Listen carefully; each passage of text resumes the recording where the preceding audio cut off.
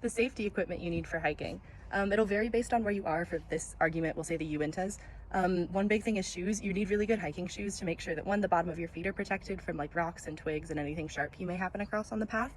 But the shoes can also be important for ankle support, making sure that you have like the proper support to walk around for a long time. Twisting an ankle on a hike really sucks, and you might get stranded if you don't have that.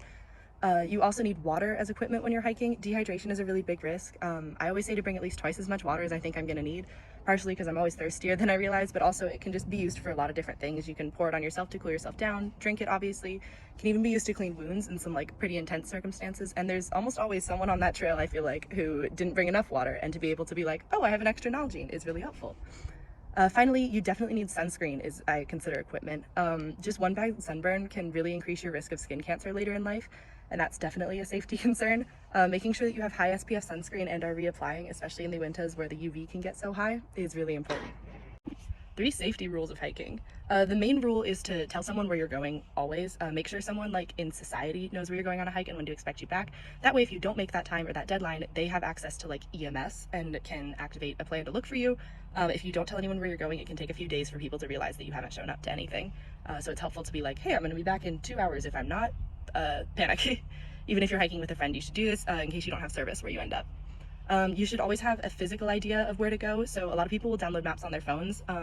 Your phone can die, and if you get lost on a trail, that's a really big issue. I always recommend having either a physical map or a compass, or if you really know the area. I mainly hike up by like a summer camp that I go to, so I know the area well enough that if I have a compass, I can figure out where I need to be. But the trails can get muddy, and there are always different conditions, so having a physical copy that can't die on you is something really helpful.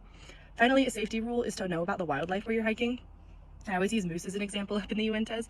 You have to know to like leave them alone, steer clear at all times. But specifically, it helps a lot to know like the cycles of animals and stuff.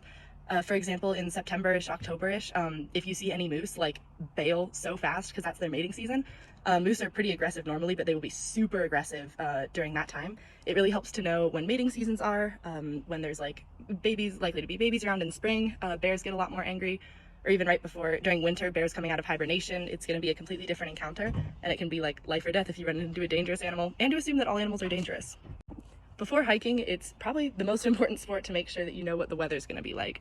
Hypothermia is really easy, even in the summer, to get just from like a rainstorm, but it's super important to be prepared with like maybe bringing heat packs with you if you know it's going to rain or snow sometime recently, or making sure you have an umbrella and excess water if it's going to be hot. Thunderstorms are a big issue when hiking a lot, making sure that you know like how to find a good tree to take cover under, like not one that's standing alone and is dead and is tall. That's a bad idea, but that's super important in hiking.